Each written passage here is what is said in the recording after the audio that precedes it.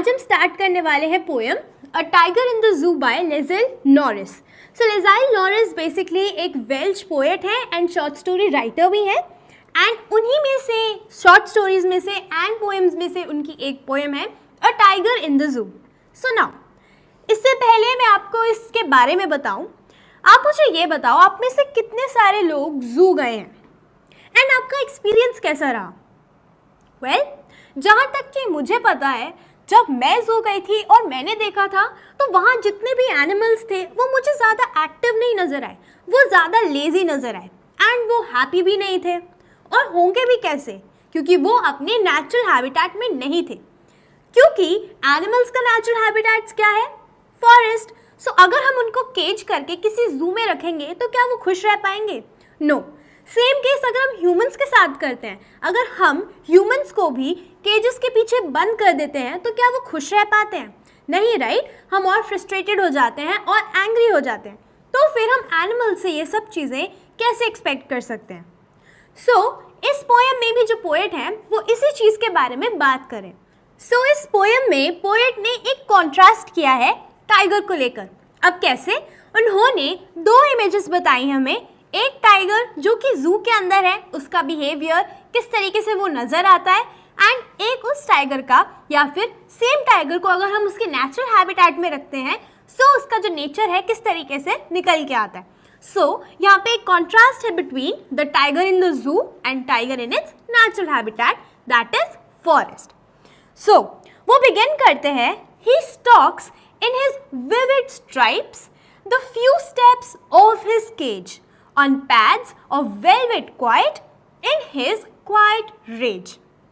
इसमें first important या first difficult word है विविड। अब विविड का मतलब क्या होता है? कोई चीज़ जो इंटेंसली डीप हो या जो काफ़ी ज़्यादा ब्राइट हो।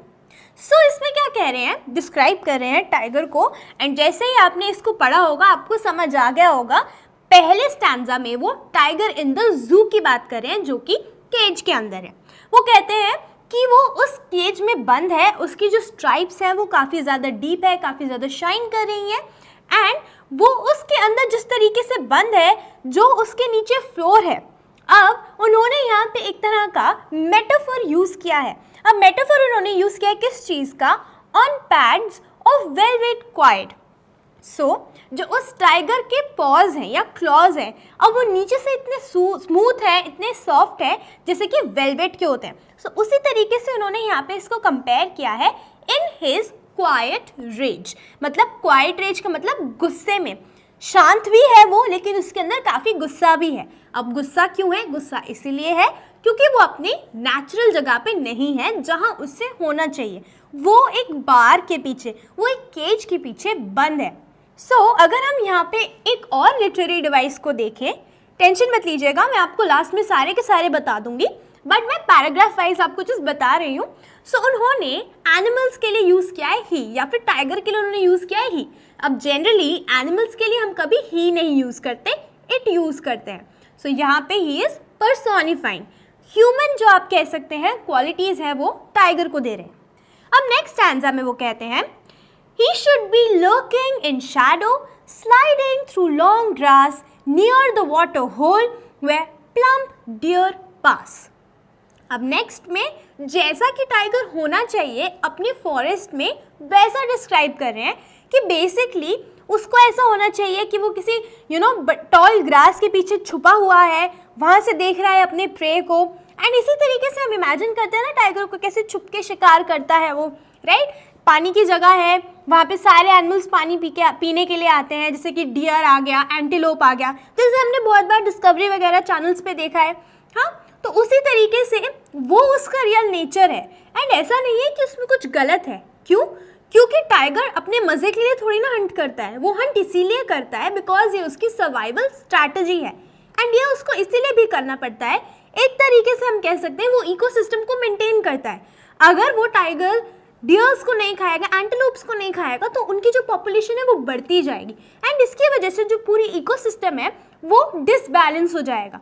एक तरीके से हम जिसे पोटेंशियल थ्रेट मानते हैं, हम जिसे मानते हैं कि ये हमारी जान के लिए खतरा है, लेकिन एक्चुअली में वो इन्वायरमेंट के लिए अच्छा है।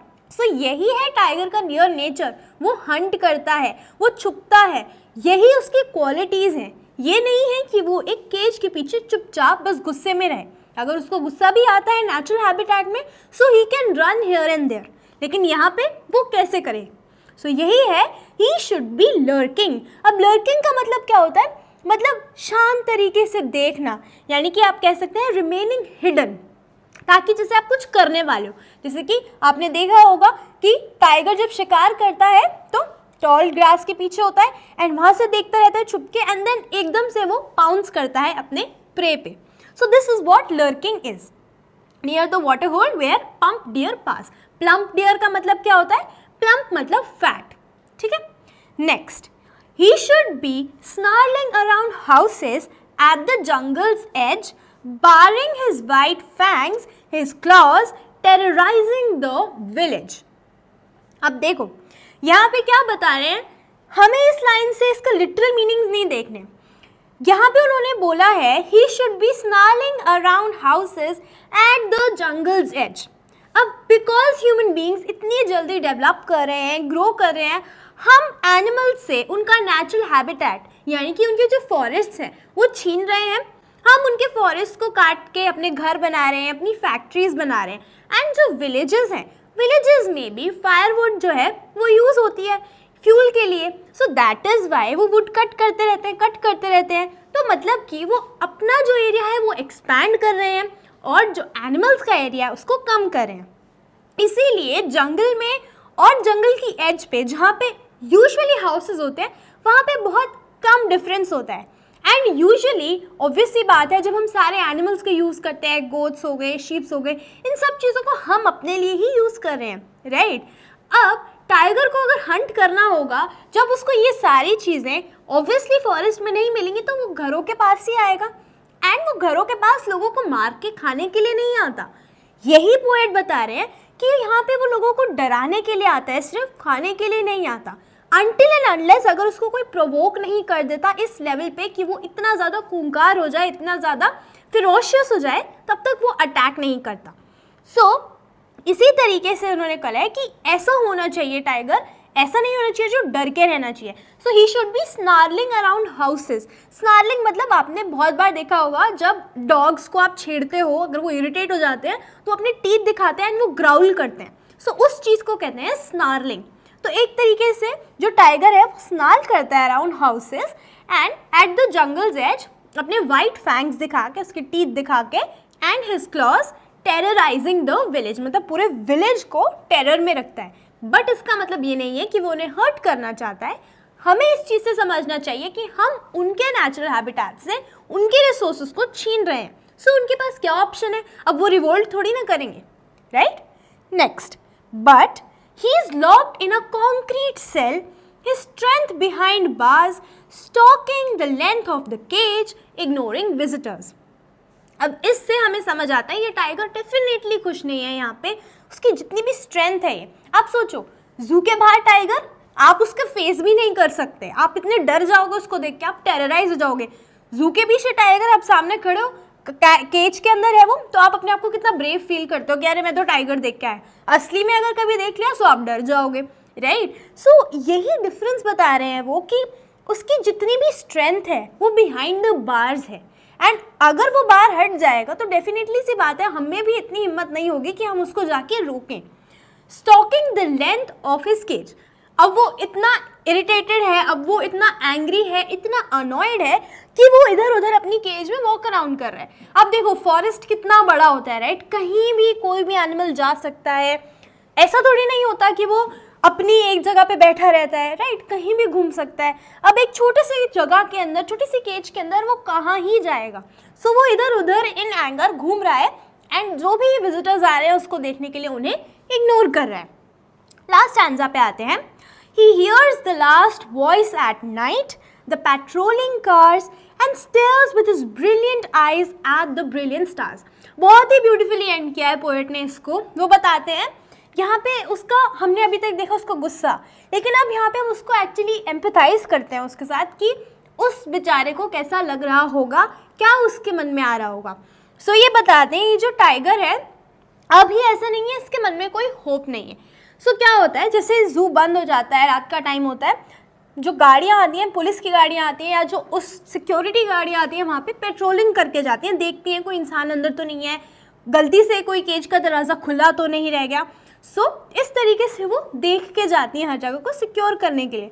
सो उनकी जो लाइट है ऑब्वियसली एनिमल्स की आंखों में लगती ही होगी इतनी रात को। अगर आप हमारी आइज़ में ही अगर हाई बीम लाइट्स होती हैं वो चुभती हैं, तो एनिमल्स की आइज़ में तो ऑब्वियसली चुभेंगी ही। तो जब वो पेट्रोलिंग करने के लिए आते हैं रात को, तो वो देखता है अपनी ब्रिलियंट आइज़ से। ब्रिलियंट आइज़ यहाँ पे जैसे मैंने आपको एक मतलब बताया कि बिकॉज उसकी आंखें चमक रही हैं, बिकॉज उसकी आंखों में ऑब्वियसली वो लाइट हर्ट कर रही है उसे। एंड सेकेंड ब्रिलियंट, ये उसका एक फीचर है। अगर आपने टाइगर की कभी आइज़ देखी होगी, कभी भी इमेज में देखी होगी, बहुत ही ज़्यादा फिरोशियस, बहुत ही ज़्यादा हमें लगती है कि जैसे कि कितना ज़्यादा प्राउड है वो। सो इस तरीके में उन्होंने बोला है कि वो देखता है, वो स्टेयर करता है with his brilliant eyes at the brilliant stars. So he stairs at the stars. वो सोचता है, मे बी उसके मन में ये बात आती होगी कि मैं जहाँ पे रहता था या जहाँ मेरा नेचुरल हैबिटेट था वो इस तरह का नहीं था, एंड इन स्टार्स को देख के, बिकॉज यहाँ भी वही स्टार्स हैं, वहाँ भी वही स्टार्स हैं, मे भी उसको कहीं ना कहीं अच्छा लगता हो, मे भी अपने आप को ही वो किसी तरीके से कंसोल कर लेता होगा बाय वॉचिंग दोज स्टार्स। सो यहाँ पे लास्ट स्टैंजा में हम देखते हैं जो आपका टाइगर है बहुत ही ज़्यादा ग्लूमी है। सो ये तो थी इसकी लाइन बाय लाइन समरी, जहाँ पे मैंने आपको हर एक लाइन का मतलब समझाया और डिफ़िकल्ट वर्ड्स भी बताए। सो थीम जैसे मैं आपको बता ही चुकी हूँ कि पोएट बता रहे हैं that we should not keep animals in cage. हमें उनको केज में नहीं रखना चाहिए, उनके नेचुरल हैबिटेट में रखना चाहिए। उनके लिए एम्पैथी फील करनी चाहिए कि हम उनके नेचुरल एनवायरनमेंट से उनको ला रहे हैं और एक जगह पे बंद कर रहे हैं अपने एंटरटेनमेंट पर्पसेस के लिए, जो कि ऐसा नहीं होना चाहिए। सो अब देखते हैं इसमें यूज़ किए हुए कुछ पोएटिक डिवाइसेस, एंड फिर मैं आपको बताती हूँ कुछ important questions. Let's have a look. So ये कुछ पोएटिक डिवाइसेस हैं जो पोएम में यूज़ किए गए हैं। फर्स्ट आता है आपका पर्सोनिफिकेशन। जैसे स्टार्टिंग ऑफ द पोएम से पोएट ने टाइगर को ही करके एड्रेस किया है, इट करके नहीं किया है, जबकि वो एक ह्यूमन बीइंग नहीं है। ऑल्दो एनिमल्स के लिए हमेशा इट यूज़ किया जाता है, यहाँ पे उन्होंने उसे ह्यूमन बीइंग्स का ट्रेट दिया है, दैट इज़ वाई उन्होंने उसको पर्सोनिफाई किया है एंड यूज़ किया है ही। नेक्स्ट आता है आपका मेटाफोर। मेटाफोर मैं आपको एग्जाम्पल बता ही चुकी हूँ। जो उसके क्लॉज हैं वो इतने स्मूथ हैं, जो बताते हैं पोएट, उसको वेलवेट की तरह कंपेयर किया गया है। वेलवेट जो होता है वो भी काफ़ी ज़्यादा स्मूथ सॉफ्ट होता है। सो इस तरीके से दो तरह के आइडियाज़ को, दो तरह की चीज़ों को कंपेयर किया है। थर्ड आता है आपका इंजैबमेंट। जैसे आपने देखा होगा पूरी की पूरी कुछ स्टैंजा ऐसा है इसमें जहाँ पे लाइन में कहीं पंक्चुएशन नहीं है, आप देखते हो एंड में सिर्फ एक फुल स्टॉप है। सो एक थॉट या एक लाइन रन कर रही है फर्स्ट लाइन में भी, सेकेंड लाइन में भी, थर्ड लाइन में भी, इस तरीके से। नेक्स्ट आता है आपका ऑक्सीमोरॉन। ऑक्सीमोरॉन यानी कि टू डिफरेंट एडजेक्टिव्स को एक साथ यूज़ किया गया है, जैसे कि क्वाइट, रेज। क्वाइट और रेज दोनों ऑपोजिट वर्ड हैं। क्वाइट मतलब शांत होना, काम होना, पीसफुल होना। रेज मतलब एंगर, जो हाइटेंड होती है। सो ये दोनों बिल्कुल ऑपोजिट हैं, लेकिन एक साथ यूज़ किए गए हैं। एंड अब इसकी जो राइमिंग स्कीम है दैट इज़ ABCB। जैसे हम देखते हैं रेज और केज दोनों एक साथ को राइम कर रहे हैं। So this is the rhyming scheme. अब देखते हैं कुछ इंपॉर्टेंट क्वेश्चंस। सो अगर हम इस पोएम के इंपॉर्टेंट क्वेश्चंस की बात करें तो क्योंकि इस पोएम में इतना कुछ डिफ़िकल्ट नहीं है समझने में, लैंग्वेज भी काफ़ी सिंपल है, सो यहाँ पे जो क्वेश्चन आएगा वो थीम बेस्ड या वैल्यू बेस्ड हो सकता है। जैसे मैंने आपको बताया कि पोएट क्या कहना चाहते हैं या थीम क्या है इसकी, वो मैं आपको बता ही चुकी हूँ कि वो बताना चाह रहे हैं कि एनिमल्स को उनके नेचुरल हैबिटेट्स में रहने देना चाहिए, उनको वहाँ से नहीं लाना चाहिए, उनको डिस्टर्ब नहीं करना चाहिए। बिकॉज ऑब्वियसली अगर ये सेम सिचुएशन हम ह्यूमंस के साथ अगर देखते हैं रिवर्स करके तो हमें भी अच्छा नहीं लगेगा, एंड ये उनका राइट है अपने नेचुरल हैबिटेट में रहना। नेक्स्ट आता है यहाँ पे जो इम्पोर्टेंट क्वेश्चन, वो यही है थीम से रिलेटेड अगेन, कि आप यहाँ पे कॉन्ट्रास्ट ड्रॉ करो एक टाइगर में जो कि जू में है एंड सेम टाइगर जो कि अपनी नेचुरल हैबिटेट में है। सो वो मैं आपको डिफरेंस बता ही चुकी हूँ कि अपने नेचुरल हैबिटेट में हम देखते हैं वो कितना ज़्यादा प्राउड है, वो कितना ज़्यादा स्ट्रेंथ उसकी नज़र आती है हमें, एंड वो लोगों को टेरराइज करता है। बट यहाँ पे जहाँ पे वो केज्ड है, यहाँ पे वो सिर्फ लोगों की एंटरटेनमेंट के लिए है। सो ये तरह का जो डिफरेंस है आपकी बुक में इसके लिए डेफिनेटली लाइन्स है इंपॉर्टेंट जो मैं आपको समझा चुकी हूँ, जिनके मतलब उनको साइड करके आप इसको लिखो।